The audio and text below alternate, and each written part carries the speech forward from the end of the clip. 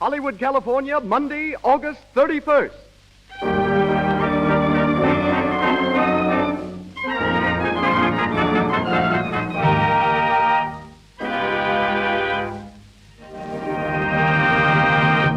The Lux Radio Theater presents George Raft in Cheating Cheaters with June Lang.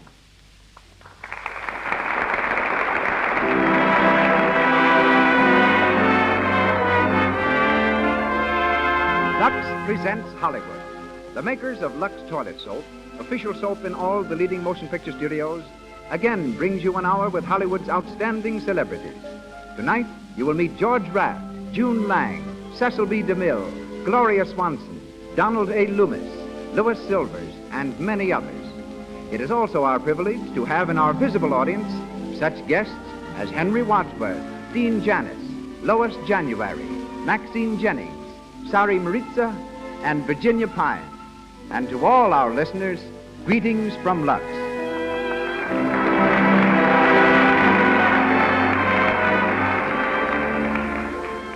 There's an excellent reason why Lux Toilet Soap is used by 9 out of 10 screen stars and by lovely women everywhere.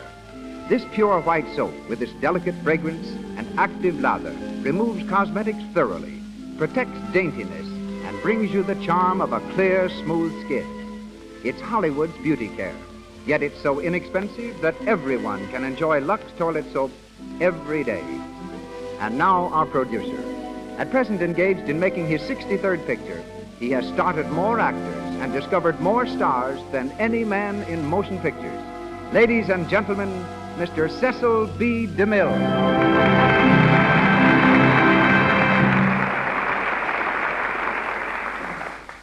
Greetings from Hollywood, ladies and gentlemen. In 1916, the famous Al Woods was a hit-and-run manager with a hit on Broadway that ran for many months. Also enjoying his run in those days was a delivery boy by the name of George Raft. Many times young Raft passed the theater where Mr. Wood's company was performing, but the play Cheating Cheaters meant no more to him than he did to the swirling crowds on the busy streets about him. But tonight, 20 years later, George Raft stars in Cheating Cheaters in the Lux Radio Theater. Born and raised in Hell's Kitchen, the handsome young delivery boy enjoyed his rounds until he entered the ring. Then they brought him nothing but punishment. After his 25th professional bout, he woke up in Bellevue Hospital. George was a leading man even then, but he'd been caught leading with his chin, and his dream of becoming lightweight champion was over. He next tried baseball as a minor league player, but his hits were all ahead of him because as a batter he couldn't get to first base. But after being fired, he struck out once again, this time for a new profession, dancing. And the feet that couldn't cover the bases or hold him upright in the ring brought him immediate fame on the stage. He starred in musical comedies, introduced a dance called the Charleston, taught King Edward VIII, then Prince of Wales, how to do it, and was the highest-paid American dancer to tour the continent. Coming to Hollywood for a vacation, George was seen in the Brown Derby restaurant by a director who thought he'd make an ideal screen gangster. A few weeks later, the delivery boy from Hell's Kitchen was delivering lines in a studio. June Lang, our leading lady, has the distinction of being twice discovered by the movies. A dancer since the age of 5, June was given her first part when only 14. Last year, her contract expired and she was dropped. But Darryl Zanuck rediscovered her in an old test, called her back, and gave her leading parts in 4 recent films, Captain January, The Country Doctor, Every Saturday Night, and The Road to Glory, in which she plays the only feminine role and is starred with Warner Baxter, Frederick March, and Lionel Barrymore. Tonight, we hear her in the part of Ruth Brockton. And now, the curtain rises on the Lux Radio Theater, presenting Cheating Cheaters, starring George Raft with June Lang.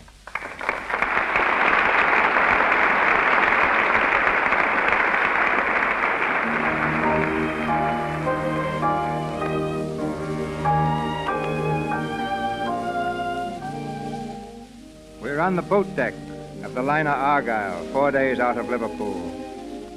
It's late evening, and in the shadow of a lifeboat, Tom Palmer, played by George Raft, and Ruth Brockton are sitting close to each other in deck chairs.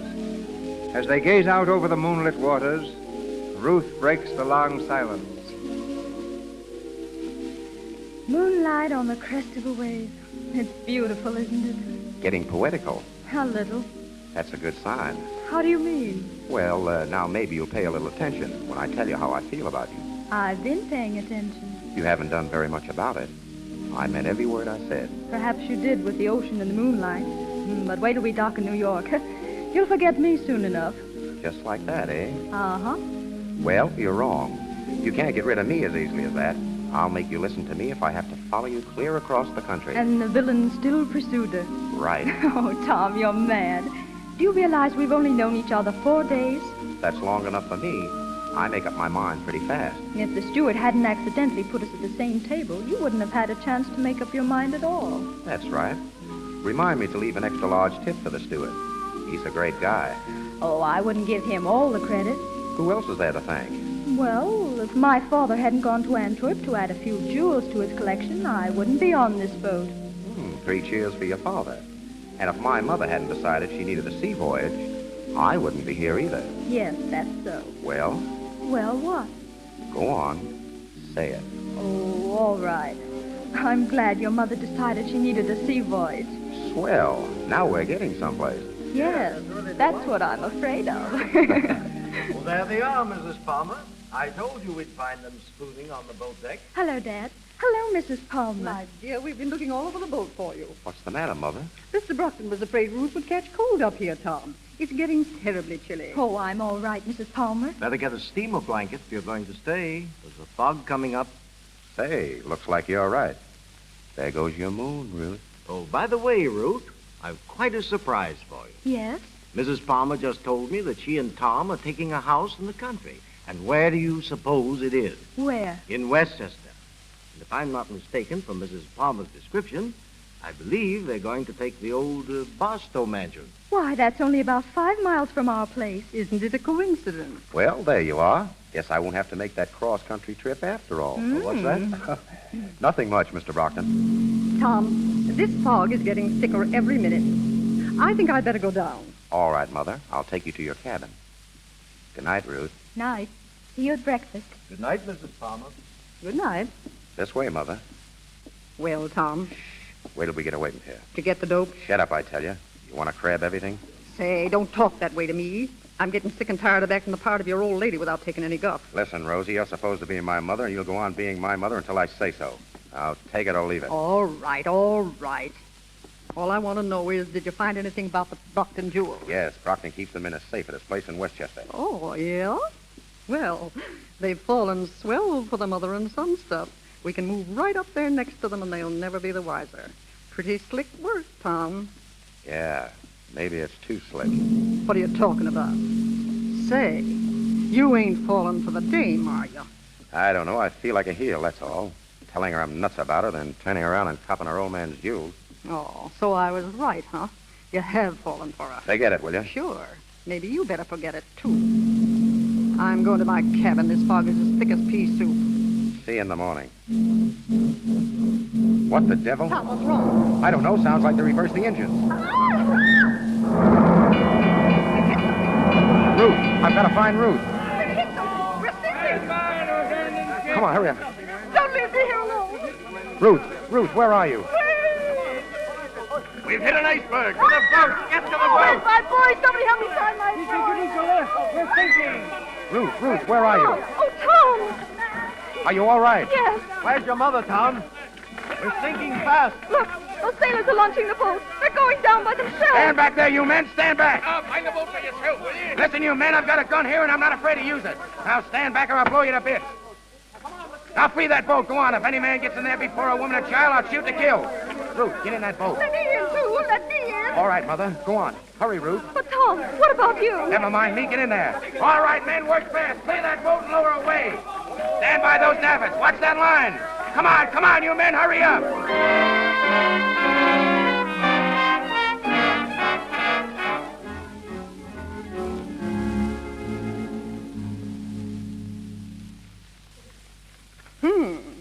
Did you read this, Tom? What?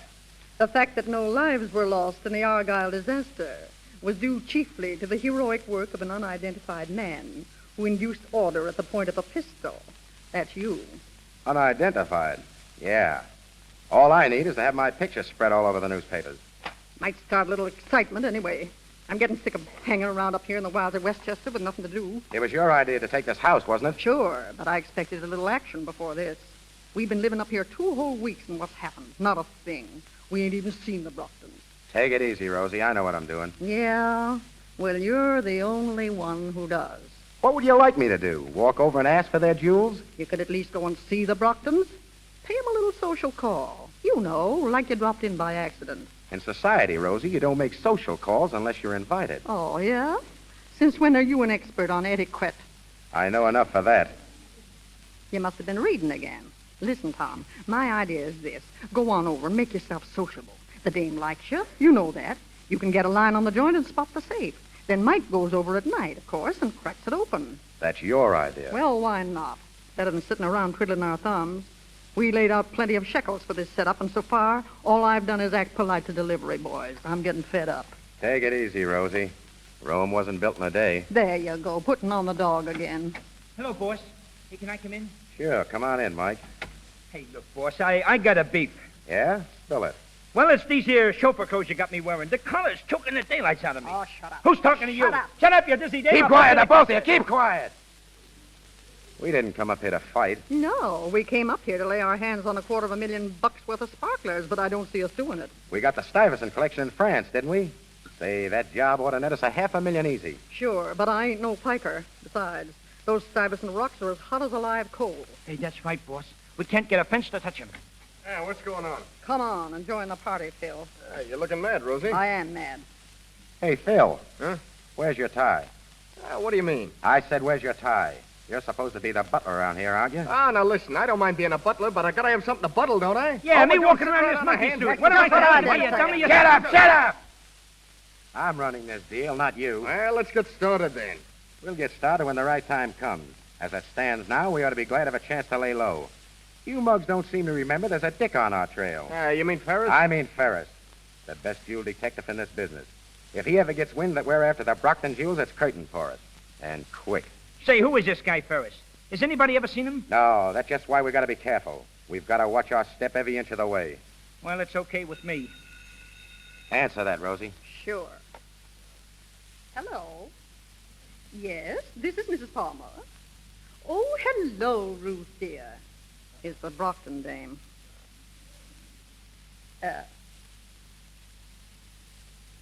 What'd you say, dear? Of course, just a moment. She wants to speak to you. Give me the phone.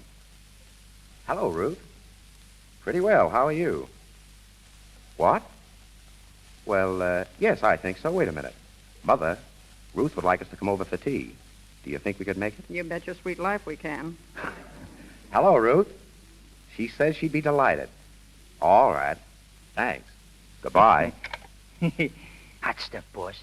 Tea at the Brocktons.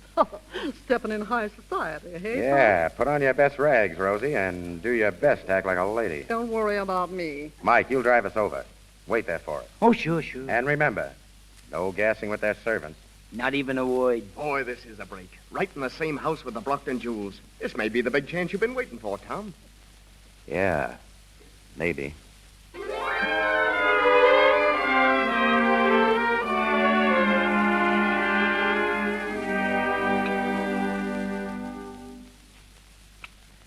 Another cup of tea, Tom? Tom, Oh, no thanks. what's the matter with you? Nothing. Why? You've been sitting here all afternoon looking like Blue Monday. All I can get out of you is yes and no. Well, I'm not always as talkative as I was on the boat. Yes, I've noticed that. How does it feel to be an unidentified hero?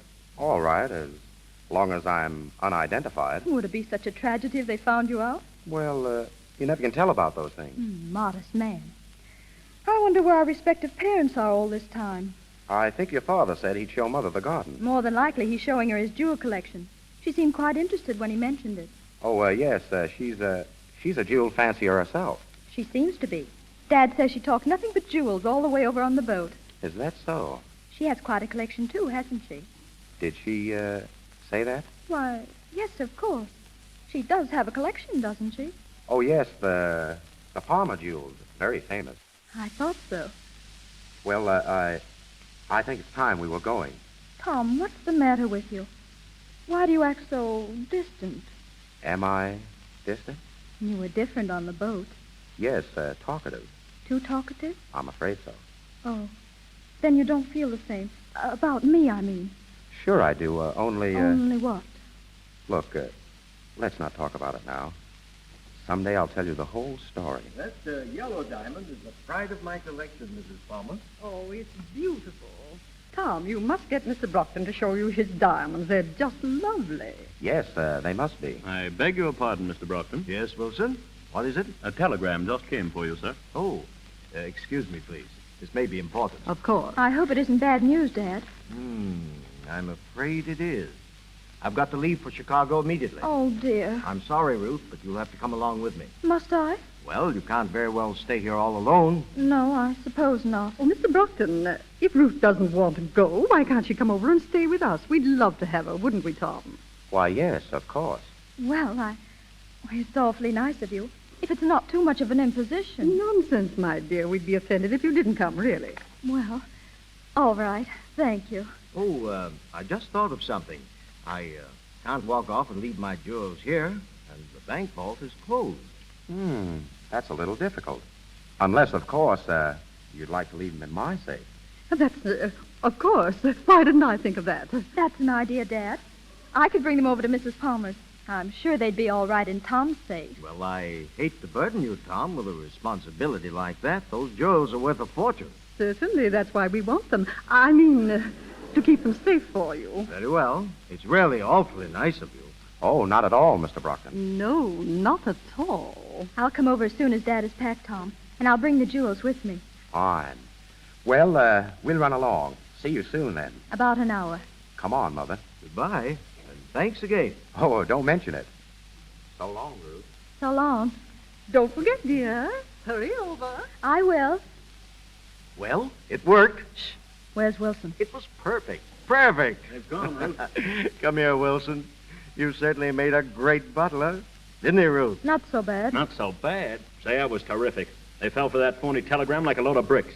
What's the next move, Ruth? I spend the night at the Palmers. Put our jewels in their safe. Learn the combination.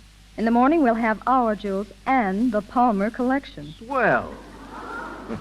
Then I can stop playing Papa and have a little fun. Take it huh? easy, will you? We ain't got the Palmer jewels yet, and there's still Ferris to worry Oh, about. stop calamity howling. If Ferris was on our trail, we'd all been in jail weeks ago. Well, there's another thing I don't like so much. Letting those jewels get out of our hands. We had a tough enough time snatching them in the first place. I don't like throwing them around like this. Now, listen, Ruth knows what she's doing. She's the best little crook in the business. Our plan can't fail, can it, Ruth? Hey, what are you dreaming about?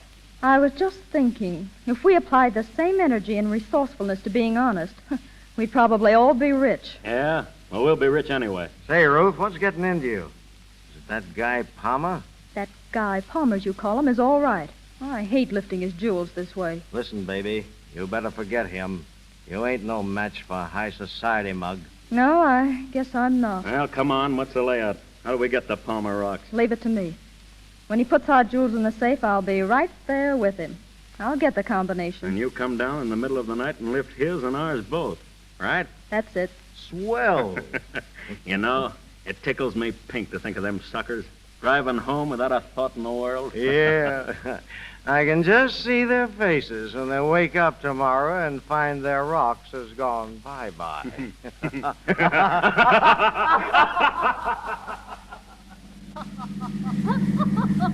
Say, what suckers these Brocktons must be. Laying their jewels right in our lap. Yeah, it's perfect. Yeah, you sure had the right hunch, boss. Laying low like this till the time was right.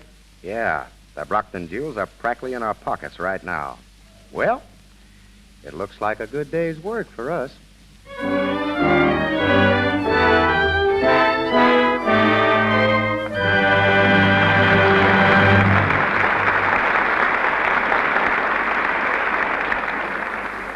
Now, before we resume the story of Cheating Cheaters with George Raft and June Lang, let's breeze over to the Paramount Commissary. It is gay with waitresses in green and orange dresses and extras in costumes, hungry for their lunch. Near the window is a very pretty extra with a friend, and the extra says, Well, which you going to pick? The 35-center? Oh, I guess I'll have to. Wish I could plunge on an expensive lunch once, or have somebody buy me a few. Where's Dan? He used to buy you tons of lunches. Oh, he's gone. Oh, men sure are fickle. I heard he's taking Jane out these days. Oh, not really. Jane? Uh-huh. Well, I don't believe it.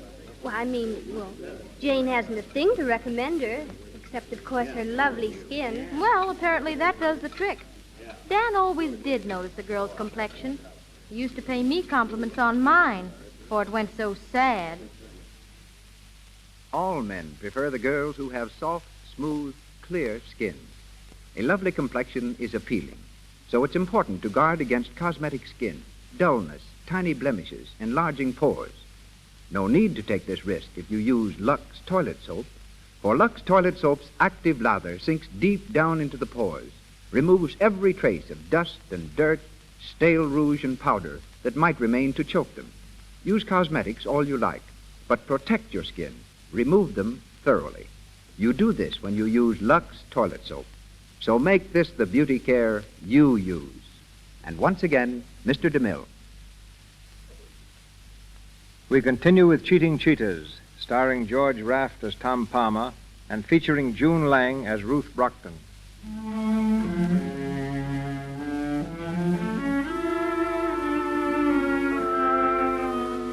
Two gangs of jewel thieves working at cross purposes, each gang intent upon robbing the other of a valuable collection of diamonds. This is the situation as our curtain rises again. It's early evening in the living room of the Palmer home.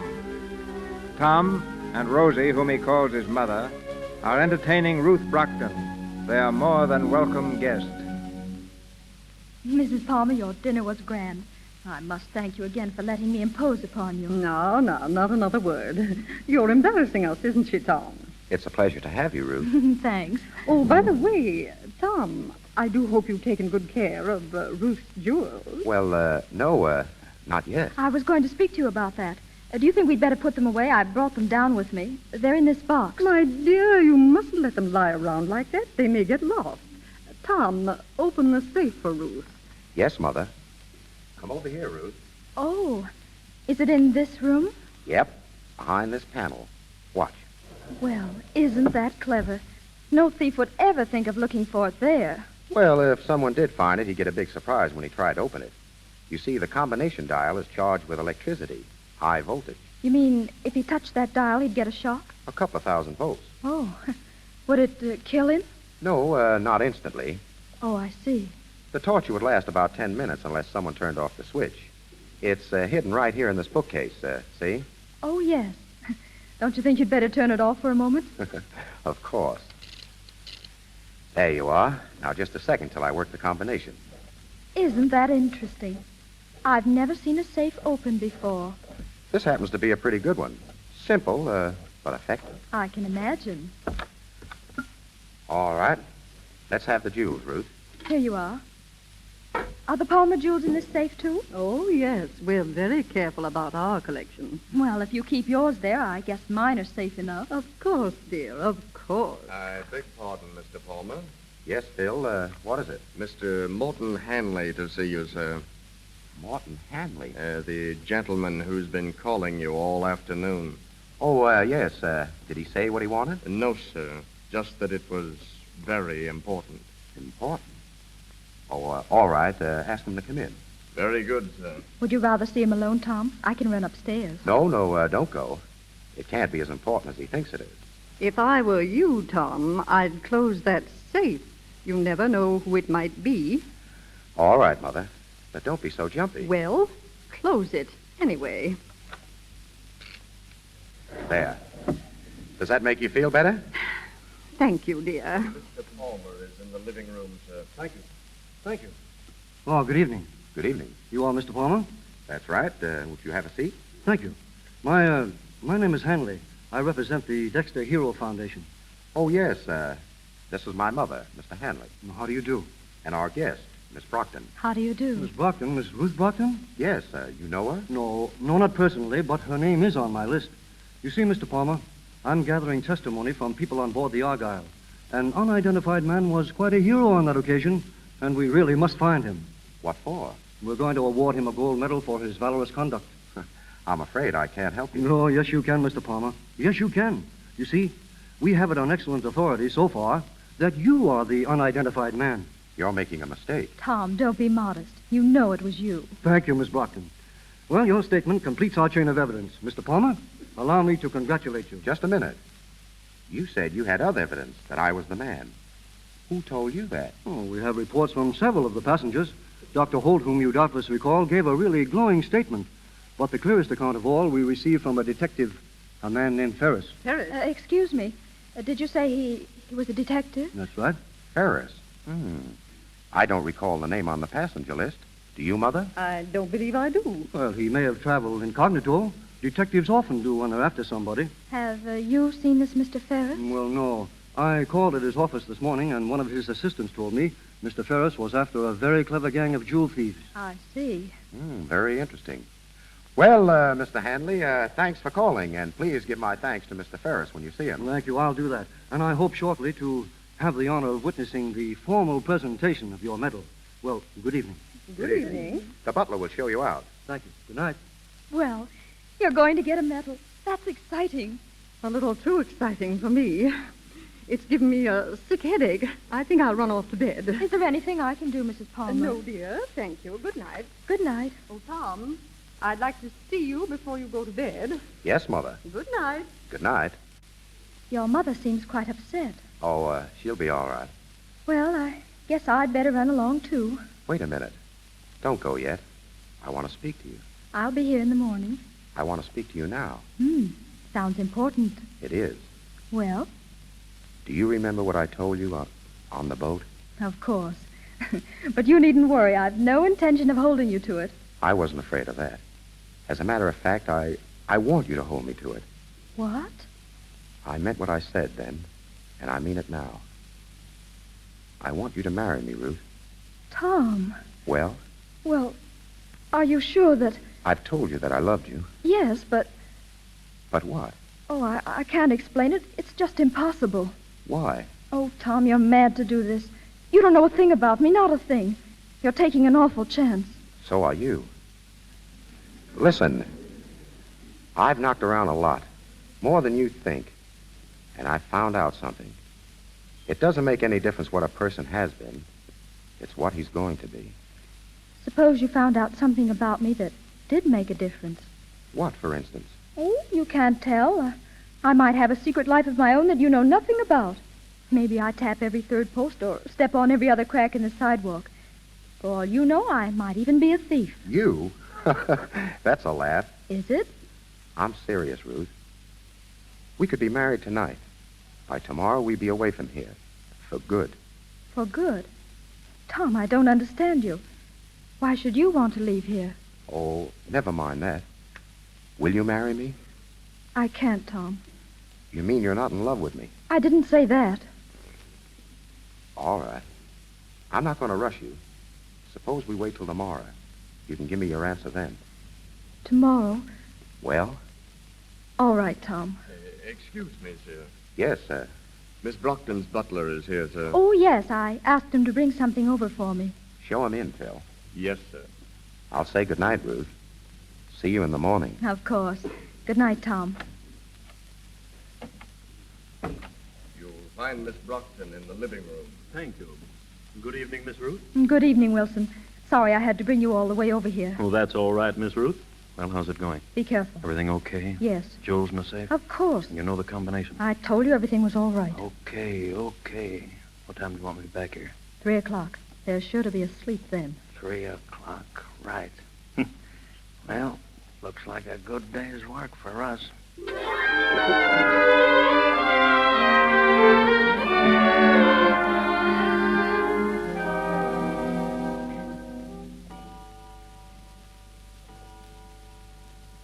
2 o'clock. Well, do we pull the job or don't we? Yeah, what do you say, boss? Yeah, we've been sitting up here for an hour doing nothing. Let's get started. Sit down. We'll go down for the jewels when I say so, not before. In the first place, we don't even know she's asleep yet. She ain't no night owl. Shut up. In the second place, I'm not so sure we ought to pull this job at all. Say, what are you talking about anyway? Keep quiet. You all heard what that bird Hanley said. Ferris spotted me on that boat. He's got his eye on us right now. Ah, so what? We grab the rocks and scram. Sure. And get pinched at the border. A lot of smart guys you are. Yeah. Gee, I never thought of that. The way I see this is, we lay off the Brockton jewels for good. Clear out of here and forget it. Then when this Ferris thing blows over, you can get together and pull something else. Hey, wait a minute. What do you mean you can get together? Ain't you in with us anymore? Well, sure, of course. You mean we ain't gonna grab them rocks, boss? That's what I said. Holy gee, that hurts. $250,000 worth of sparklers, and we gotta leave them flat and play tag with a dick. Gee, that hurts. It's the best thing to do right now. Yes, I guess so. Wait a second, boys. Tom, you ain't fooling me at all. You ain't worried about Ferris. No? No, it's that dame. You're soft on her, and you're trying to welch so she won't have to grab her jewels. What? You're a pretty smart girl, aren't you, Rosie? Smart enough to know when I'm getting a shakedown. Hey, now look, Tom. I don't know whether Rosie's got the right dope on this thing or not. All I know is that we sunk plenty of coin into this layout, and this ain't no time to go back on us. Well, what do you say? Keep your voice down. I'll tell you what he's got to say. He's going through with this deal whether he likes it or not. Because if he don't, I'll queer him with that dame for keeps.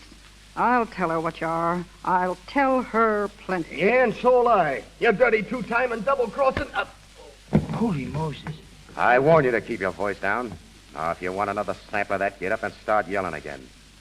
Now, listen, you mugs. I never double-crossed anybody yet. And I'm not going to start now. I'll go through with this job, sure. But this is the finish, understand? I'm through with you, all of you. Now, get out of here and let me alone.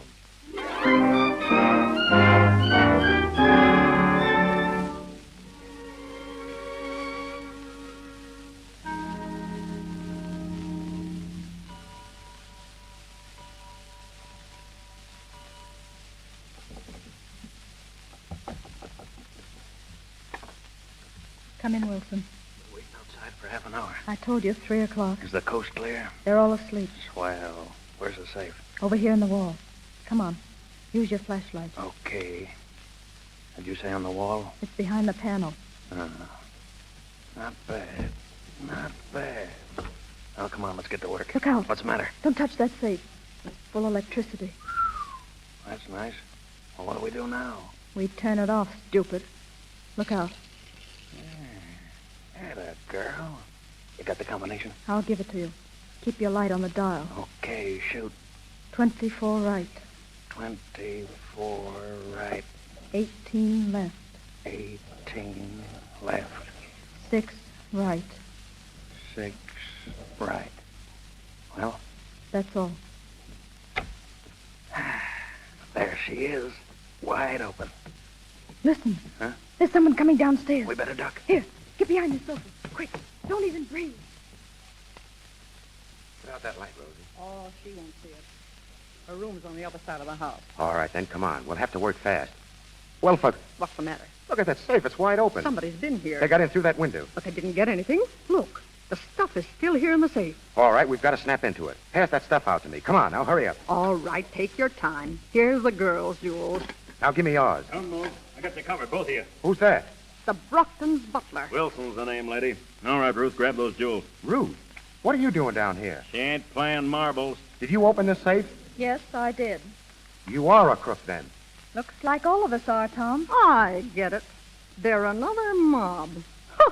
We thought they were on the level, and they're just a bunch of crooks. Hey, watch out who you're calling names, lady. You was trying to swipe our stuff yourself. Another mob. I don't see anything so funny. What's the joke? I'm not sure, but I think it's on me. So that's why you wouldn't marry me, eh? Any objections? I don't see any now. Come on, cut out the chatter. We got to get out of here. Wait, I've got a proposition to make. Yeah? We're all a bunch of clever people. What do you say we team up? Your crowd and ours. We'd have a combination that couldn't be beat. Even Ferris would never catch up with us. Sure, this is a fine time to offer a partnership when we got the jewels. You haven't got the jewels. Huh? You got to take them out of here. But you couldn't get rid of them if you went to Mars. That happens to be the Stuyvesant collection. The Stuyvesant collection. They're hot enough to melt steel. Well, what do you say? Do we get together or don't we? Oh, what do you think, Ruth? Suits me. Swell. Now, there's all the jewels. I vote we pool the lot and split it 50-50. Okay, but look, if you're... What the devil? What's that? Come on, we gotta get out of here. Come on, let's get out of here, I say. Hide those jewels. They got us. They're all around the house. Come on, Ruth, this way. Stand where you are, everybody. The meaning of this, I demand an explanation. Don't give us that. Don't anybody make a move. We've got the whole joint surrounded. You can't Come do a on, thing boys. to us. Round them up. Keep your mouth shut, everyone. Anything you say can be used against you. You sound like an old timer, mister. What's your name?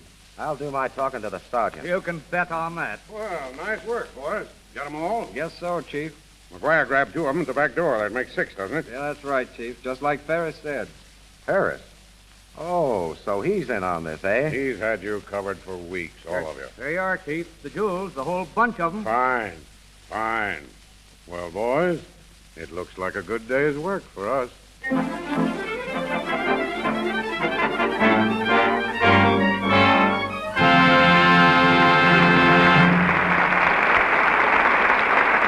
For station identification.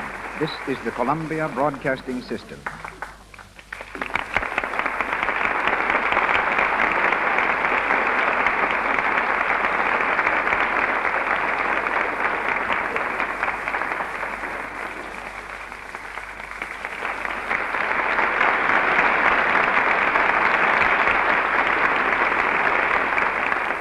Our play, Cheating Cheaters, continues shortly from the Lux Radio Theater. 8 years ago, a vaudeville gymnast injured his back severely while performing at the Hippodrome in New York. He refused to surrender to the doctors who told him he'd be a cripple for life. Instead, he commenced treating himself through exercises. Today, he's not only a perfect physical specimen, but he holds what is probably the only job of its kind in the world. He's employed by the Metro-Goldwyn-Mayer Studios to keep their stars in proper physical condition. Ladies and gentlemen, Mr. Donald A. Loomis. Every day, I work with such stars as Joan Crawford, Jean Harlow, Louise Reiner, Eleanor Powell, Jeanette MacDonald. The beauty and glamour they reveal on the screen are direct results of constant training and strict adherence to regular exercise. The advice I'm about to offer is the same advice I have given to them. I don't mean that if you follow it, a movie contract will be waiting, but I do believe you can develop charm and beauty beyond your expectations. The fact to remember is this: only through the proper circulation of blood can you have a healthy, beautiful body. And nothing in the world promotes good circulation like exercise. It has no substitute. It'll take off weight or put on weight, tone up your skin marvelously, and develop a figure such as you now envy in the stars. But you must exercise every day, or at least every other day. Begin gradually, out of doors if possible. For most people, swimming is usually the best form of exercise. But take it easy. Watch your posture. Round shoulders is the most common fault with women. Copy Norma Shearer. Her posture is the best among all movie stars. Cleanliness is all important. An invigorating shower with plenty of Lux toilet soap will do 2 things for you: free your pores of foreign matter and keep your complexion clear and smooth. I'm glad to say that Lux is the soap used by the stars at MGM. Eat, play, and work as you see fit. Don't pass up a good dinner because you're afraid of getting fat, but compensate for the food by proper exercise a little later. Give your body this attention it deserves, and I can safely say that after a few weeks of sensible training, you will feel better, look better, and your whole mental attitude will be completely renewed. You get a different view of these stars than anyone else. Who are the best physical specimens in Hollywood? I'd say Joan Crawford, who has trained faithfully for years, Norma Shearer, and Dolores Del Rio. And the men with the best physiques, in my opinion, are Clark Gable and Robert Taylor. A couple of weeks ago, Robert Taylor flew 3,000 miles from New York to Hollywood just so he wouldn't miss a workout. But exercise need not be vigorous. Jeanette MacDonald's singing helps greatly to keep her fit. Try singing. It's great for your lungs and chest. And perhaps a little rough on the neighbor's ears. That's why I say never try to do too much of anything at one time. And here's something that may surprise you. When Eleanor Powell does one of her dance routines, she actually uses up more energy than Max Schmeling required to knock out Joe Louis. Well, that seems to prove that Joe ought to take up dancing. Or that Eleanor should challenge Braddock. In any event, I'm glad to have been here, Mr. DeMille. And if any of our audience would like a little more specific advice regarding exercises best fitted for themselves, I'll gladly try to help. Just address your letter to Donald Loomis, Metro Golden Mayer Studio, Culver City, California. Good night. Good night, Samson.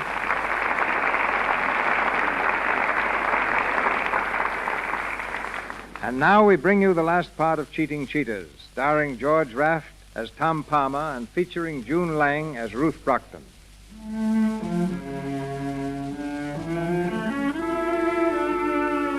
It's the following morning. We're in the office of the National Detective Agency, where the members of both gangs are waiting for the official proceedings that will put them behind the bars. All are present except Ruth, who is in Ferris's private office. Oh, when are they letting us out of here? I'm stiff as a board sitting here all night. Stop beefing, will you? You think the rest of us was sleeping on featherbed. Hey, do you think they got the goods on us, boss? Enough to send us all up for about 10 years. 10 years? Oh. What did you think? That they'd slap your hands and tell you not to do it again? I want to see my lawyer. Say, how did they nab you, Brockton? I thought you went to Chicago. That telegram was a fake. I stayed at the house. Yeah? Well, you see what you get for telling stories. Oh, shut up. By the way, are you Ruth's father? I've never been a father in my life. That's a break for somebody. Hey, this guy Ferris, is he on the police force? No, he's a private detective employed by the insurance companies. Well, good morning, everybody. Hiya, Folly. Pull up a chair. Never mind the wisecracks, young fella. Hey, look, Chief, how about some ham and eggs? I'm starved. Well, you'll all get breakfast over in the tombs. How long do you think you can keep us here? This isn't a police station. It's the offices of a private detective agency. That's right. You see, this is just a little stopover on the way to headquarters. As soon as we get a confession, we'll get going. Yeah? Who do you think is going to confess? Well, we're getting one right now. You mean Ruth? What do you think? So she welched on us, huh? Yeah, came through with everything we asked her. You're a liar. What? You heard me. Ruth's no squealer. She wouldn't let us down. Wait till you find yourself in the jug, Palmer. Maybe you'll change your mind a little. Hello? Who wants Ferris?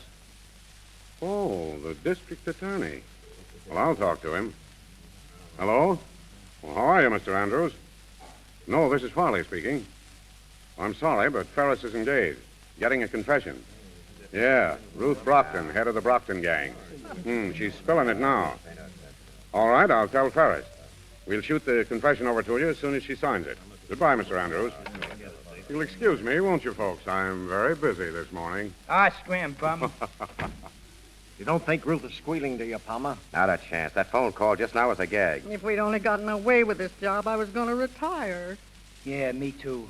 It's a dirty shame. Hey, I've got an idea. Yeah, we could use a good idea right now. Well, what is it? When we lifted those Stuyvesant jewels, we broke it all up and had the stones reset, didn't we? Sure, what about it? It's our one big chance. How do you mean? Don't you see? Ferris represents the insurance burglary companies. Now, what's worrying the companies most is how to get back the jewels.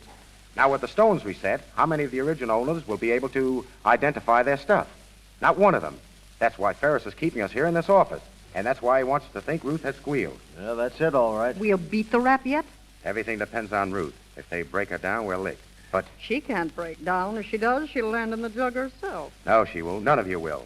But you've got to let me do the talking. Now, look. I'll ask to see Ferris. Snake, look out, boys. All right, miss. Come in here, please. What do you want me to do? Be careful what you say, Ruth. Quiet, you. All right, miss. Now, if you'll identify these people, I'll call them off in the order in which they're named in your confession. She squealed on us. Quiet, I said. Ready, miss. I'm ready. Good. George Brockton. That's George Brockton over there. You cheap squealer. You're not fit to associate with honest Take him crooks. away, men. Keep him outside. Come on, let me go, will you? Come on, take her. Now, Steve Wilson and Phil Davis. That's Davis, and there's Wilson. And I thought you was regular. Outside, you two. I'll get you after swing for this. Rosie Snyder next, alias Rosie Palmer. That's Rosie. All right, I'm going. Mike Donovan. Well, that's me, I guess. So long, boss. See you up above. Yeah. One more, Tom Palmer. I'd like to speak to him, please, alone. I want to see Ferris. Hold your horses. Okay, miss. You can talk to him here. I'll go out and take care of the others. Thank you. So you squealed on us, eh? You let us down. I'm sorry, Tom. I had to. Pretty low, even for a crook. You hate me, don't you? If I do, it's your fault.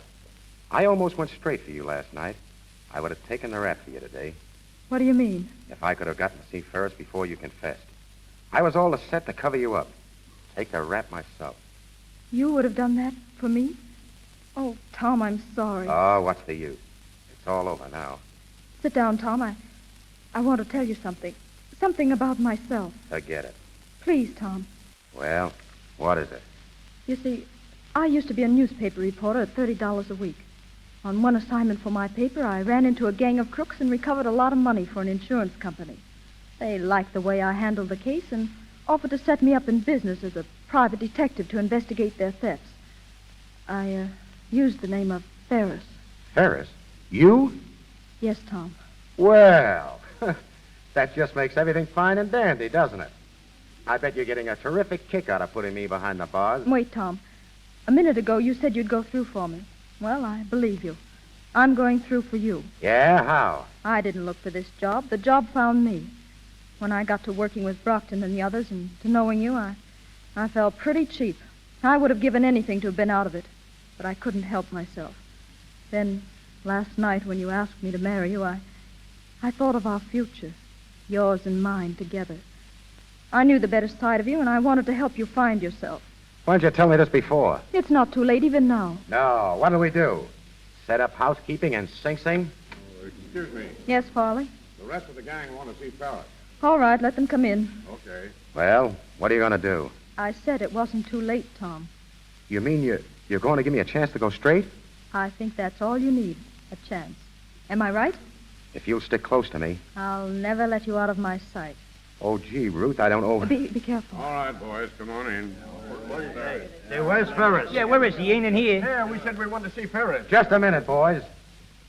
Let me introduce the head of the National Detective Agency, Miss Ruth Ferris. Well, All right, Ruth. If you're Ferris, I've got a proposition to make. I think I know what your proposition is, George. But let me make one first.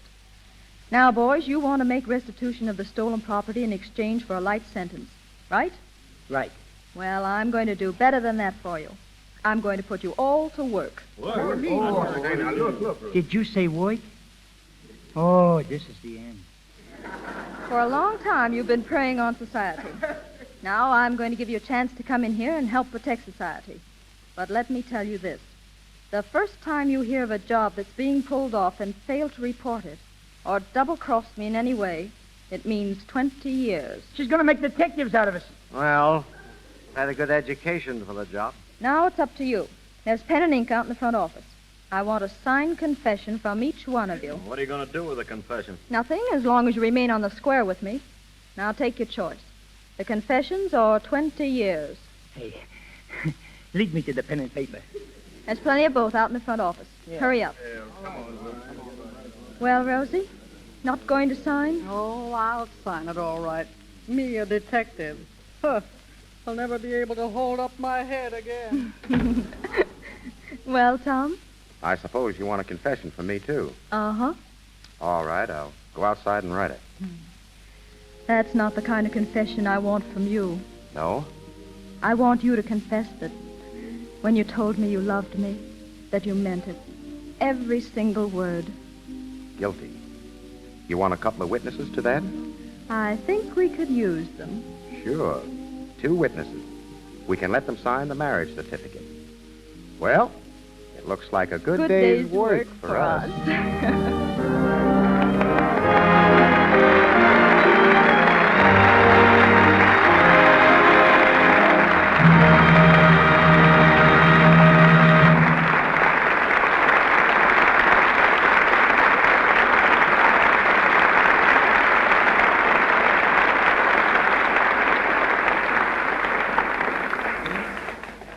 As Thackeray wrote, the play is done, the curtain drops.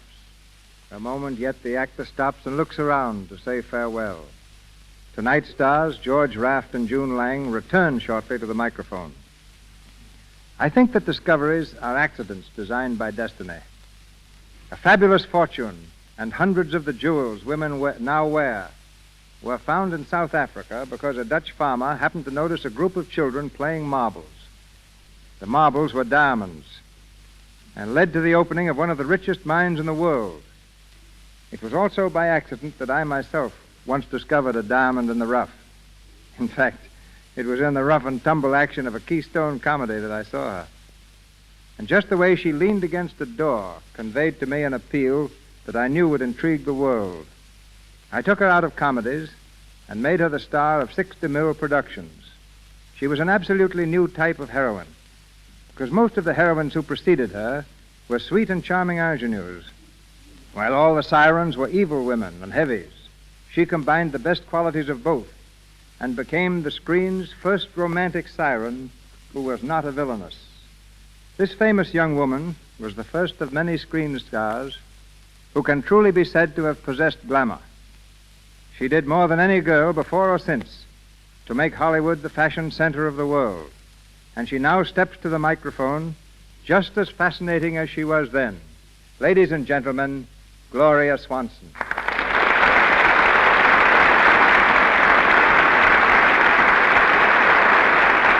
Thank you, Mr. DeMille. You're very generous. I changed the old adage of hitch your wagon to a star and hitched mine to a director and became a star. That's just modesty, Gloria. You're talking through that pretty little brown and white turban of yours. As a matter of fact, ladies and gentlemen, I just happened to fit into the DeMille scheme of things, which consisted of putting realism, beauty, style, and sophistication on the screen. You're one of the world's most exotic women. It just happens that you're also a very good actress. No, all women are good actresses. And I still insist, ladies and gentlemen, that it was Mr. DeMille's daring that made me a star. Until he produced Old Wives for New, every picture followed the same formula. A boy met a girl, lost her for a while, and then finished the picture by marrying her. Mr. DeMille took the story up from there. So producers believed that you couldn't make a successful picture about a husband and wife. Mr. DeMille made one, and thereby made history. It was a great success and introduced the social drama to the screen. It wasn't my daring that the people talked about. It was yours. Do you remember the scene in Male and Female? When we duplicated the famous painting, The Lion's Bride, and had a lion crouched above you with its claws on your bare back, while the trainer cracked a whip in its face to make it snarl? Yes, Mr. DeMille, I remember. Now, I've got a scene in my present picture that... I'm very sorry, but I'm not as daring now as I was then. Well, you're just as charming. I never saw you look more beautiful. That's L-U-X. Now, what's that spell? Oh, Shane, go to the bottom of the class. That spells Lux. Oh, yes.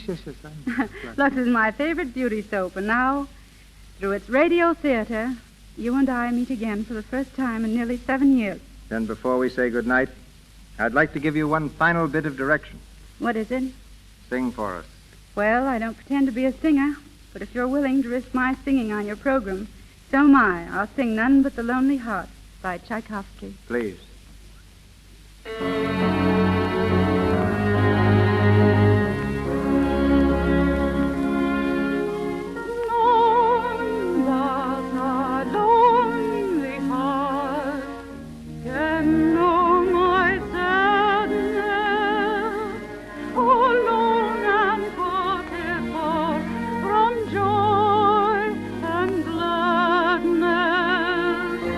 Heaven's boundless arch I see,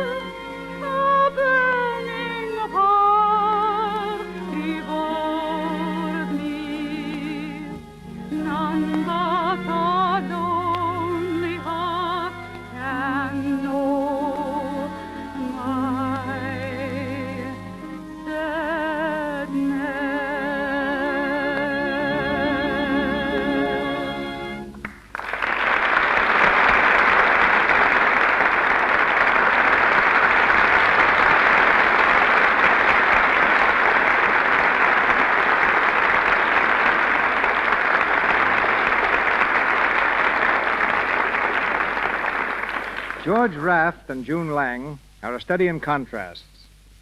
So far, June has always played the role of a young and innocent girl, while George made his reputation as Hollywood's streamlined villain. George spent most of his life in New York. June has just returned from her first trip to Manhattan. But suppose they speak for themselves and as themselves. Ladies and gentlemen, George Raft and June Lang.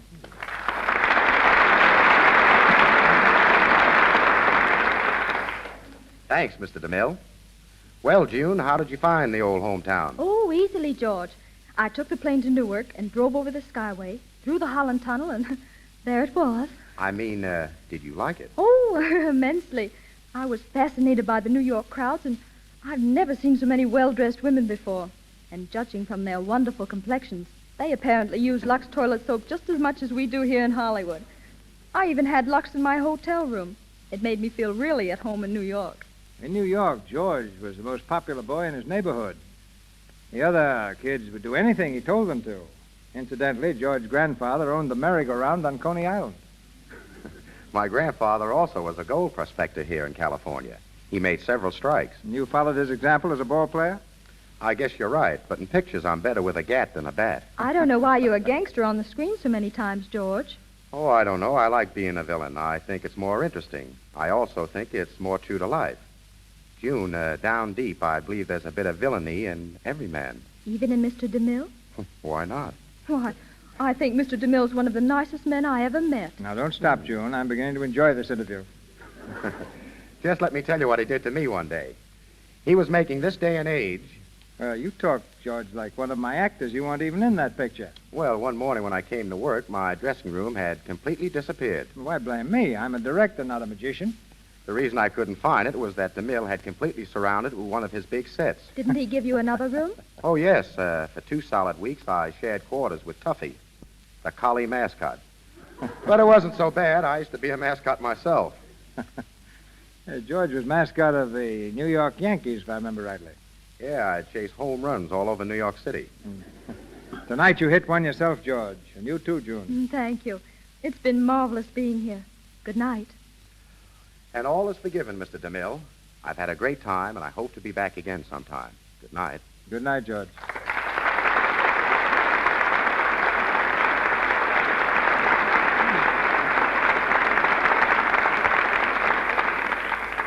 Thank you, Mr. Raft and Miss Lang. Ladies and gentlemen, this is your announcer, Melville Ruick.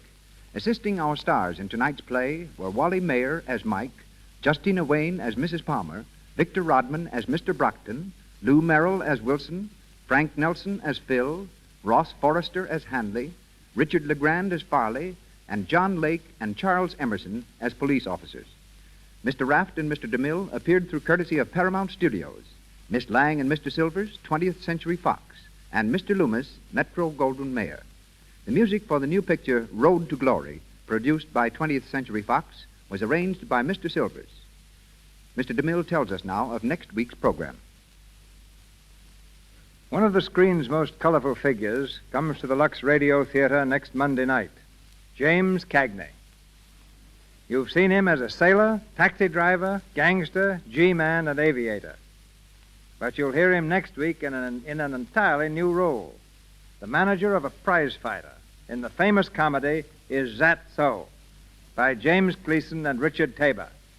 Robert Armstrong and Boots Mallory will be featured in the cast with Mr. Cagney.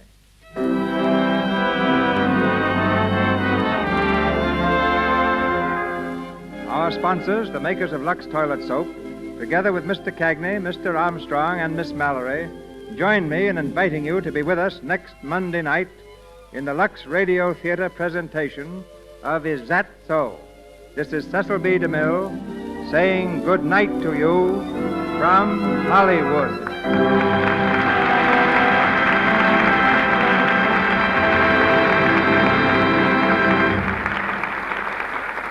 This is the Columbia Broadcasting System.